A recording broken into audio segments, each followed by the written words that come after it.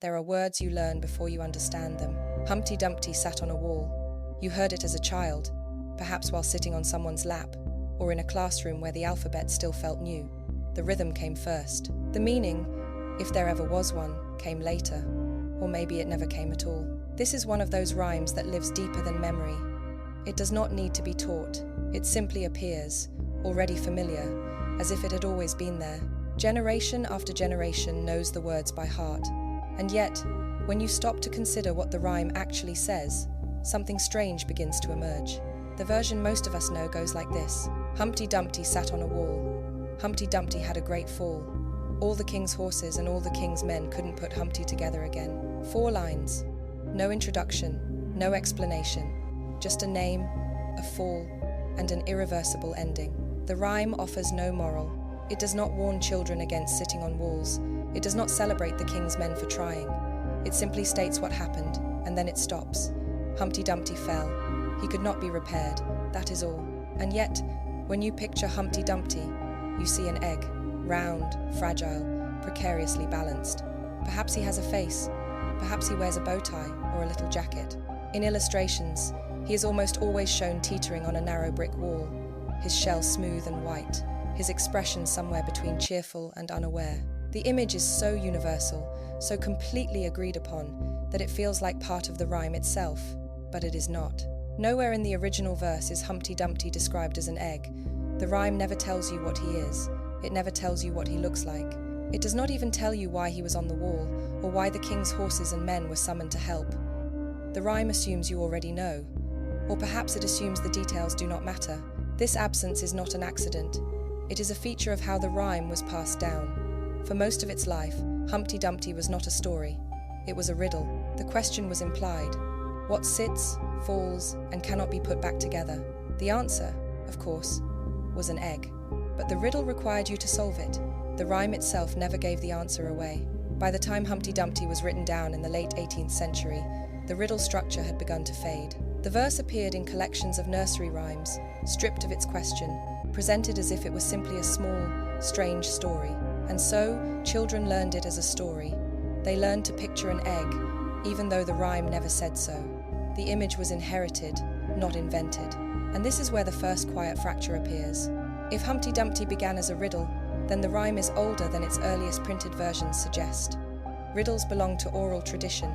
They are passed from person to person, shifting slightly with each telling, until someone finally decides to write them down. By that point, the riddle may have already traveled across generations, across regions, across languages. What we have now may only be a fragment, a few lines that survived because they were memorable, because they had a rhythm that stuck. But why these lines? Why this particular fragment? There is no hero in this rhyme, no villain, no lesson about hubris or caution. Humpty Dumpty is not punished for sitting on the wall. He simply falls, and when he falls, he breaks in a way that cannot be undone. All the power of the kingdom horses, men, the king's own authority cannot reverse what has happened. This is not a comforting idea. And yet, the rhyme is given to children. It is sung in soft voices. It is illustrated with bright colors and smiling faces. It has been absorbed into the safest, most innocent corner of culture. But beneath that surface, the rhyme carries something heavier.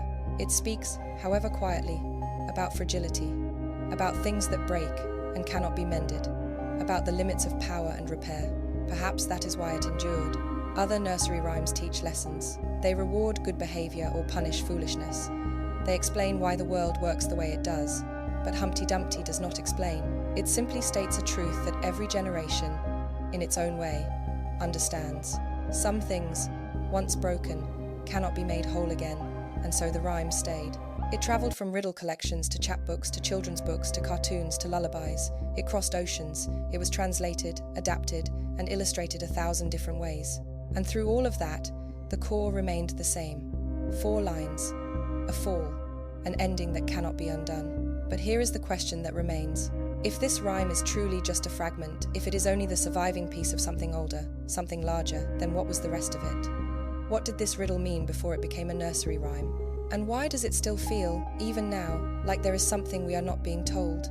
The rhyme does not answer. It never has. But it has been asking that question, in one form or another, for a very long time. The rhyme did not begin in England. Or perhaps it did, but not in the form we recognize, because when you look beyond the borders of English tradition, you find the same pattern appearing again and again. Different names, different languages, different details. But beneath all of that, the same structure, the same question, the same answer. Something sits, something falls, something cannot be repaired. In Germany, there was a riddle that asked, "What falls from the roof and cannot be made whole?" In France, children learned verses about fragile things that shattered beyond repair. In Scandinavian oral tradition, there were rhymes about objects that broke and could not be mended, no matter how skilled the craftsman. The specifics changed from place to place, but the logic remained. These were riddles about irreversibility, about crossing a threshold that could not be uncrossed. And in nearly every case, the answer was the same: an egg. This is not a coincidence. The egg, as a symbol, appears across cultures precisely because it represents a particular kind of fragility. It is whole until it is not, and once it breaks, no force in the world can restore it. You cannot unscramble an egg. You cannot glue the shell back into seamless perfection. The transformation is absolute. This made the egg an ideal subject for riddles because the answer was both obvious and profound. Everyone knew what an egg was, but not everyone stopped to consider what it meant. The earliest known printed version of Humpty Dumpty in English appears in a manuscript from 1797, though folklorists believe the rhyme circulated orally long before that. By the time it was written down, it had already lost its riddle structure. It was no longer a question waiting to be solved.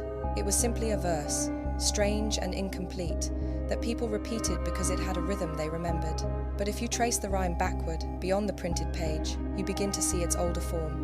In the 17th and 18th centuries, riddle games were common across Europe. They were a form of entertainment, but also a form of education. Riddles taught children how to think symbolically, how to recognize patterns, how to see past the surface of language. And many of these riddles involved objects that broke: a mirror, a glass, an egg. The question was always the same: what cannot be restored once it is shattered? Some scholars believe that Humpty Dumpty belonged to this tradition, that it was never meant to be a story at all, but a riddle posed in rhyme. The name Humpty Dumpty itself may have been a placeholder, a nonsense name that could be applied to anything round and clumsy. In some early versions, the name changed. In others, it disappeared entirely, but the structure remained: a fall, a breaking, an ending that no one could reverse. This pattern appears in other forms as well. In English folklore, there are tales of things that fall and cannot be recovered: broken vows, lost innocence, shattered trust. These stories do not always involve eggs, but they carry the same emotional weight. They speak to the idea that certain transformations are permanent, that some things, once done, cannot be undone. This was not an abstract concept in pre-modern life. It was a lived reality. Death could not be reversed. A reputation, once ruined, could not easily be rebuilt. A child, once lost, could not be brought back. The egg became a way to talk about these ideas without naming them directly. And so the riddle traveled. It crossed borders, adapted to new languages, and settled into different traditions. In some places, it remained a riddle. In others, it became a song. In still others, it became a cautionary fragment, though what it cautioned against was never entirely clear. But everywhere it went, the core remained the same: something fragile, something broken, something beyond repair. By the 19th century, Humpty Dumpty had become firmly associated with children's literature. Illustrators began to depict him as an egg with a face, sitting on a wall, often smiling just before his fall. The image became so iconic that it overshadowed the riddle entirely. Most people forgot that the rhyme had ever been a question. They simply accepted it as a small, strange story about an egg who fell. But the earlier versions did not forget. In those older forms, the rhyme was still asking something. It was still testing whether the listener understood what it meant for something to break in a way that could not be mended. And the fact that the rhyme survived, even as its riddle form faded, suggests that the question itself mattered. That people, across generations and across borders, recognized something true in it. There is a reason why this particular pattern endured. It was not because the rhyme was clever, though it was.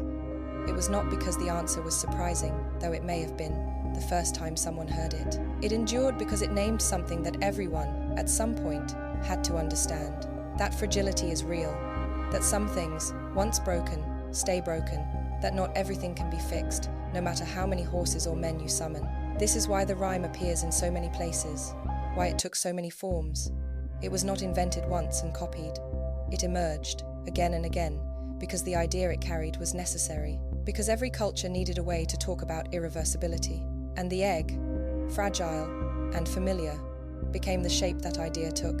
So when we say that Humpty Dumpty is an English nursery rhyme, we are only telling part of the story. The rhyme belongs to a much older and wider tradition, one that stretches across Europe and back through centuries of oral memory, one that understood, long before it was written down, that some truths are easier to carry in the form of a riddle, that some questions are better left unanswered, and that some things, once they fall, can never be put back together again. There are some things that, once broken, stay broken. This was not a metaphor in the world that gave us Humpty Dumpty. It was a fact of life. Death could not be reversed. A body, once cold, would not warm again. A child lost to fever or accident was gone, no matter how desperately the parents wished otherwise. In a time before modern medicine, before the illusion of control we now take for granted, people lived much closer to the reality of irreversibility, and they needed ways to talk about it. The egg, fragile and ordinary, became one of those ways. It was something everyone understood. You could hold an egg carefully, protect it, keep it safe, but the moment it slipped from your hands, the moment it struck the ground, it was over. No skill, no power, no amount of care could undo what had been done. The shell would crack, the insides would spill, and all the king's horses and all the king's men, all the authority and strength in the world could not restore it. This is what the rhyme may have been about, beneath its surface. Not just a riddle, not just a children's game, but a way of naming something that people feared and understood in equal measure. Some folklorists believe the image of the broken egg may preserve traces of older beliefs about the soul. In many ancient traditions, the soul was thought of as something fragile, something that could be damaged or lost. It was not indestructible. It required protection, and in some belief systems, there were thresholds that, once crossed, could not be uncrossed. A soul that left the body at death could not return. A spirit that passed into the underworld could not be called back by mortal hands. These were boundaries as absolute as the breaking of an egg. The idea that Humpty Dumpty might reflect these older anxieties is speculative, but it is not without reason. Eggs themselves carried symbolic weight in pre-Christian Europe. They were associated with life, with rebirth, with the mystery of creation, but they were also associated with vulnerability. The egg contained life, but only as long as it remained whole. Once broken, the potential it held was lost. It could not be recovered. It could not be restored. This made the egg a fitting image for mortality itself. In the rhyme, Humpty Dumpty falls. He is not pushed. He is not struck down by an enemy. He simply falls. And in that fall, something irreversible happens. The king's men arrive representatives of power, of authority, of human capability, but they cannot help. The breaking has already occurred. The damage is beyond repair. This is not a story about failure. It is a story about limits, about the things that lie beyond human control. But there are other theories as well. Some historians have suggested that Humpty Dumpty was not originally a riddle about an egg at all, but a coded reference to something historical. One popular theory points to the English Civil War in the 1642, when a large cannon nicknamed Humpty Dumpty was reportedly positioned on the walls of Colchester during a siege. When the wall was damaged, the cannon fell and could not be raised again. The royalist forces, despite their efforts, could not restore it to its position. The city fell soon after. This theory is appealing because it explains the rhyme's strange details. The wall, the fall, the king's men, the irreversible failure, but there is no definitive evidence that the rhyme originated this way.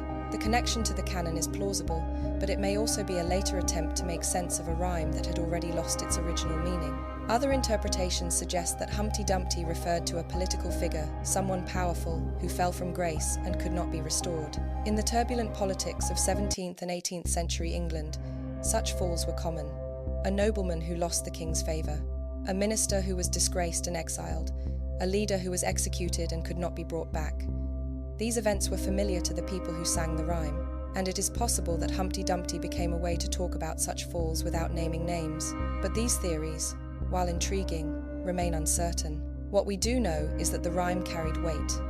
Whether it began as a riddle, a historical reference, or a symbolic meditation on mortality, it survived because it spoke to something real. It named a truth that people recognized, that some things, once lost, cannot be recovered, that some transformations are final, that there are limits to what power and effort can accomplish. In pre-modern life, this was not a distant or abstract idea. It was immediate. It was personal. People lived with the constant awareness that life was fragile, that safety was temporary, that the things they loved could be taken away in an instant, and they had no illusions about being able to fix everything. They understood, in a way that is harder for us to grasp now, that some endings were absolute. The egg became a way to carry that understanding, not because it was a perfect symbol, but because it was a familiar one, because everyone had seen an egg break, because everyone knew what it meant for something to shatter beyond repair. The image did not need to be explained. It simply needed to be named. And so it was. In rhyme, in riddle, in song, passed from generation to generation, carried across borders and through centuries. And perhaps that is why the rhyme still feels unsettling, even now. Because beneath its simple language, beneath its childlike rhythm, there is something older and heavier at work. A recognition that fragility is real, that loss is permanent, that not everything broken can be mended. The rhyme does not try to comfort us. It does not offer hope that Humpty Dumpty might somehow be restored. It simply tells us what happened, and then it stops. Some things fall, some things break, and all the power in the world cannot put them back together again. We still do not know what Humpty Dumpty was, not with certainty, not in the way we would like. We have theories, we have historical possibilities, we have symbolic interpretations that feel true even if we cannot prove them. But the rhyme itself does not tell us. It never did, and yet, it survived. This is worth pausing over. Countless nursery rhymes have been lost to time. Fragments that once circulated in oral tradition, rhymes that were sung by children in villages and cities across Europe, verses that seemed important enough to pass down, all of them gone now, forgotten, erased by the simple fact that no one remembered to repeat them. The archive of what has been lost is far larger than the archive of what remains. So why did this one stay? It was not because the rhyme was particularly clever. It was not because it taught a useful lesson or told a satisfying story. In fact, it does neither of those things. It offers no moral. It provides no resolution. It does not even tell you what Humpty Dumpty is. It simply states that something fell, something broke, and no one could fix it. 4 lines, no explanation, no comfort. And yet, generation after generation learned it by heart. Perhaps the answer lies not in what the rhyme says, but in what it does not say, in the space it leaves open, in the fact that it refuses to explain itself. The rhyme functions, in a strange way, like a vessel. It carries something, an idea, a feeling, an understanding, but it does not define what that something is. Each generation that encounters the rhyme brings its own context, its own fears, its own sense of what it means for something to break beyond repair. And the rhyme accommodates all of those meanings. It does not insist on a single interpretation. It simply holds the pattern steady and lets each listener fill in the rest. This may be why it endured. Because the truth it carries is not fixed. It is adaptable. It speaks to something universal, the experience of loss, of fragility, of irreversibility, but it does so in a way that remains open. A child hearing the rhyme might picture an egg and feel a vague sense of sadness. An adult might hear the same words and think of something far heavier. A person who has lost someone they loved might recognize, in those 4 lines, the exact shape of their grief. The rhyme does not tell you what to feel. It simply offers a structure, a frame, a small, portable way to think about things that cannot be undone. And perhaps that is what nursery rhymes have always done. We think of them as innocent, as childish, as relics of a simpler time when stories were told to soothe and entertain. But many of the oldest rhymes carry darker meanings. They preserve memories of plague, of political upheaval, of rituals and beliefs that no longer have names. They are cultural artifacts, small and strange, that survived not because they were simple, but because they were necessary, because they gave people a way to talk about things that were too large or too painful to address directly. Humpty Dumpty belongs to this tradition. It is a fragment of something older, a piece of a larger conversation about mortality, fragility, and the limits of human power. And it has survived, not by explaining itself, but by remaining quiet, by letting each generation decide what it means, by refusing to provide the answer that would make it feel resolved. This is, in its own way, an act of preservation, because the question the rhyme asks, what does it mean for something to break beyond repair, is not a question that can be answered once and forgotten. It is a question that every generation must face again. And so the rhyme stays, not as a solution, but as a reminder, a small, persistent echo of something we already know but must keep learning. Some things fall, some things break, and no matter how much we wish otherwise, they cannot always be made whole again. This is not a comfortable truth. It is not a hopeful one, but it is a truth that people have recognized for as long as stories have been told. And the fact that we have chosen to encode it in a rhyme, in something simple enough for children to memorize, suggests that we understand its importance, that we know it is something worth passing down, something that must not be forgotten. The rhyme does not explain why this matters, it trusts that you already know. And perhaps that is the final mystery, that Humpty Dumpty has traveled so far, through so many centuries, and across so many borders, without ever telling us what it means. That it has been illustrated, adapted, sung, and repeated by millions of people who could not agree on what it was about. That it remains, even now, both familiar and strange, both innocent and unsettling, both a children's rhyme and something older than childhood. We do not know what Humpty Dumpty was. We may never know, but we know what it does. It names something we recognize. It holds a truth we cannot ignore, and it refuses, quietly and completely, to offer us any consolation. Some stories persist not because they provide answers. They persist because they preserve questions we never stop asking. Questions about loss, about fragility, about the things that slip from our grasp and cannot be recovered. And Humpty Dumpty, in its strange, incomplete way, has been asking those questions for a very long time. It still is, and we are still listening,